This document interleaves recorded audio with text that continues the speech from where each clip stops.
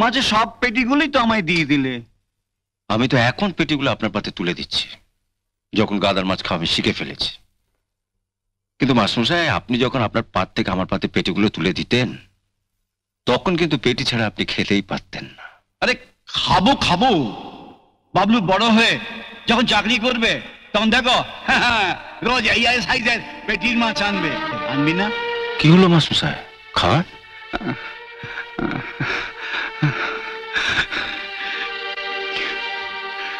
রবিবার বাড়িতে থাকবেন, আমি যাব, আর ছেলেদেরও থাকতে বলবেন।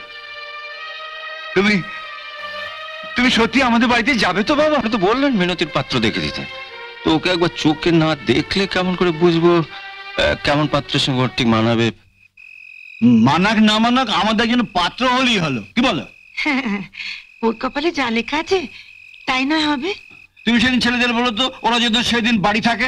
হ্যাঁ, তা নয় বলবো, কিন্তু ওদিন মিনু যে বাবুর সামনে এসে দাঁড়াবে, ওর কাছে পরার মতন একটা ভালো শাড়িও তো নেই। তা বাড়িতে তিনটে বউ রয়েছে, কারোর কাছ থেকে আরেকজনের জন্য একটা শাড়ি নিলেই হবে। বলছো তো, কিন্তু ওরা কি দেবে?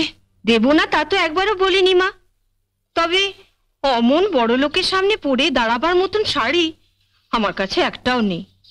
আপনি মেজবউকে বলুন, ওর কাছে অনেক ভালো শাড়ি আছে। আমার ভালো শাড়ি আছে কিনা তা আপনার ছেলেকে গিয়ে জিজ্ঞেস করুন না। বিয়ের পর কটা শাড়ি কিনে দিয়েছে আমাকে। হ্যাঁ, যা রোজগার করে সবই তো আপনাদের সংসারের পেছনেই চলে যায়। আপনি বরং আপনার ছোট বউকে বলুন, ওর বেশ কয়েকটা ভালো শাড়ি আলমারিতে তোলা আছে। আলমারিতে যে কাপড়গুলো তোলা আছে ওগুলো আমি নিজেই ভাঙছি না। আপনার ছেলে পুজোর পর আমাকে দার্জিলিং নিয়ে যাবে, ওগুলো সেখানে গিয়ে পরবো। যে কোনো একটা শাড়ি দাও না, ও তো একবারই পরবে। না মা, শাড়ি আমি দিতে পারবো না। আর তাছাড়া আপনাদের বাবলু তো মিনুকে দেখতে আসছে, শাড়ি দেখতে তো আসছে না। তাই বলে বাড়িতে তিন বউ থাকতে ও রংছাটা পুরনো শাড়ি পরবে? হ্যাঁ, আমার যা আছে আমি তাই পরব। বাড়ির একটা কাজের মেয়ের শাড়ি এর থেকে যে ভালো হয় না, সেটা তোমাদের ইন্দ্রলীল বাবুর খুব ভালো করে জানা আছে। বাবার উপর চড়ছিস কেন? তোর বাবা কি চাইবে না যে বাবলু তোকে পছন্দ করুক? চড়ছি তোমায় কে বললে? আমার তো অবাক লাগে, দাদাদের অত কথা শোনার পরও তোমরা আমার জন্য পাত্র জোগাড় করতে ছুটলে। পাত্র জোগাড় হলেই বিয়ে হয় না, বিয়ে দিতে গেলে টাকা লাগে। আর অতগুলো টাকা বাবা... টাকার কথা তোকে ভাবতে হবে না। সেই তো আমার দাদাদের কাছে কি বিক্রির মতো হাত পাতবে আর বৌদিদের মুখ জামটা শুনবে। না, আমি তোকে কথা দিচ্ছি, তোর বিয়ের জন্য ওদের কাছ থেকে আমি এক পয়সা নেবো না। তার মানে তুমি তোমার ওই বড়লোক ছাত্র ইন্দ্রনীল চক্রবর্তীর কাছে কি হাত পাতবে? বললাম তো, কারো কাছে আমি হাত পাততে হবে না। তাহলে তুমি অত টাকা পাবে কোথায়? এই বাড়িটা তো রয়েছে, এই বাড়িটা তো আর আমার ছেলেদের সম্পত্তি নয়। কি গো, এই বাড়িটা আমাদের। এ বাড়ি বেচে আমি তোর বিয়ে দেবো। বাড়ি বেচে? বাড়ি বেচে দিলে তোমরা থাকবে কোথায়? তোর সিঁথিতে সিঁদুর উঠলে আমরা বুড়ো বুড়ি আমাদের ব্যবস্থা ঠিক করে নেব।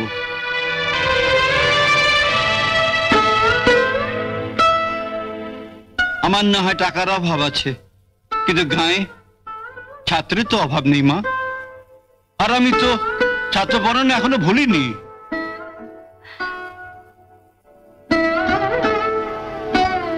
তাই বলে বাবা তুমি এই বয়সে... ইয়া, বাবলুর আসার সময় হয়ে গেল, তুই তো নিজের ঘরে গিয়ে চুলটুলগুলো একটু সুন্দর করে আঁচড়ে নে। হ্যাঁ, আর তোর মনের মতো আচ্ছা বেশ, তোর যদি এই শাড়ির পছন্দ হয় এটাই পরে আয়।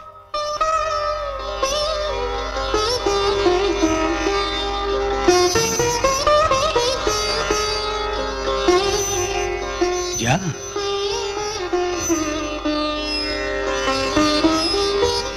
আসলে জানো, ও আমাদের ছেড়ে যেতে চাইছে না। ও ভাবছে যে ও চলে গেলে যদিও দাদা বৌদিরা চেনা হর্ন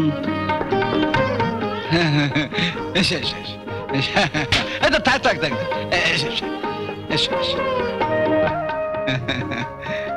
দেখো তো চিনতে পারো আমাদের বাবলুকে? কি করে চিনবো? ও তো একেবারে সাহেব হয়ে গেছে। থাক থাক বাবা। দীর্ঘজীবী হ।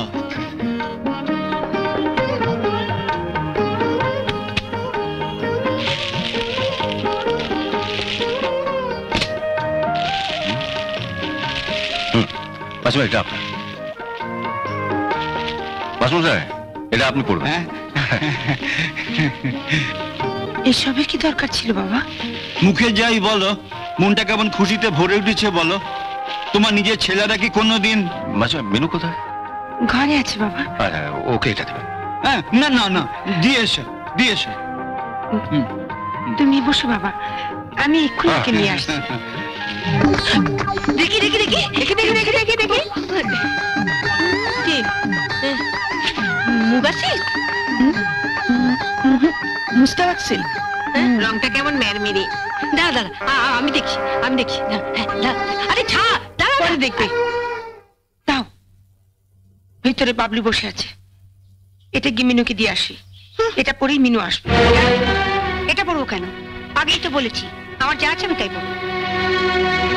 বাবলু নিজের হাতে করে তোর জন্য শাড়িটা নিয়ে এলো বলে ওটা আনার সঙ্গে সঙ্গে আমায় পরে যেতে হবে। শাড়িটা না নিয়ে এসে যদি বাগবাজারে রসগোল্লা নিয়ে আসতো, তাহলে ওই হাড়িখানা ওনার সামনে ধরে গপাগপ খেতে হতো, তাই তো? ঠিক আছে, তুই যা ভালো বুঝিস তাই করিস। তুই তো কোনোদিনও আমাদের কথা শুনিস না, নিজের মন চাচায় তাই করিস। আমি যাই, এতক্ষণে বোধহয় তোর দাদা বৌদিরাও ঘরে ঢুকেছে। অনেক বছর হলো এখান থেকে চলে গেছি, আপনাদের বোধহয় ঠিক আমাকে তেমন মনে নেই। ঠিক মনে নেই তা নয়, তবে আমার কিন্তু আপনাদের ঠিক মনে আছে। আপনারা তিন ভাই মিলে মাঝে মাঝে আমাকে এমন পেটাতেন না। বাবলু, এই আমাদের মিনু।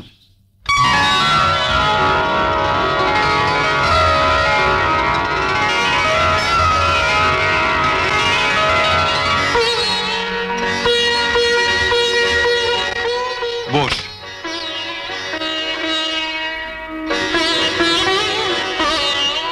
যে শাড়িটা তোমার জন্য নিয়ে এলাম সেটা পরে এলে না কেন? এমনি আমি এত করে বললাম, তবু এত চেয়ে মেয়ে না। শাড়িটা বুঝি তোমার পছন্দ হয়নি? পাগল, অত দামি শাড়ি আমার পছন্দ হয়নি বললে তো গা শুদ্ধ লোক আসবে। তবে পরলে না কেন? আর তাছাড়া সত্যি কথা বলতে কি, আমি গরিব স্কুল মাস্টারের মেয়ে, অত দামি শাড়ি পরার অভ্যেসও আমার নেই। আপনি আমার জন্য পাত্র খুঁজে দেবেন বলে দয়া করে আমায় দেখতে এসেছেন। আমি ঠিক যা তাই দেখে গেলে আপনার বোধহয় পাত্র খুঁজতে সুবিধে হবে, তাই না? কবে আপনি আমাকে দেখবার জন্য পাত্রকে নিয়ে আসবেন সেটা নিশ্চয়ই আগে থেকে বাবাকে জানাবেন। আমি আপনাকে কথা দিচ্ছি, তার আগে আমি এই শাড়ি পরাটা অভ্যেস করে ফেলবো। আর পাত্র এলে আমি শাড়িটা পরে দাঁড়িয়ে বলবো শাড়িটা আপনি আমায় দিয়েছেন। তাহলে তো আর আপনার আফসোস করার কিছু নেই, ঠিক না? বাহ, খুব সুন্দর কথা বলো তো তুমি। সুন্দর অসুন্দর জানি না, যা মনে আসে তাই বলি। যেমন আপনাকেও আমি বলে রাখি, যেদিন পাত্রপক্ষকে নিয়ে আমায় দেখতে আসবেন সেদিন কিন্তু আমি ওদের সামনে পেছন ঘুরে দেখাতে পারবো না আমার চুল কতখানি লম্বা, কিংবা নিজের চুল টেনেও দেখতে দেবো না পর চুলে পড়ে আছে কিনা। আপনার পাত্রপক্ষ যদি বলে মা একটু চলে দেখাও দেখি, আমি কিন্তু সোজা হেঁটে ঘরের বাইরে চলে যাব। আর আমি খোড়া না ল্যাংড়া তা বোঝাবার জন্য একবার সামনের দিকে আর একবার পেছন দিকে হেঁটে চলে দেখাতে পারবো না। যা দেখবার বুঝবার আপনি দেখে বুঝে নিন।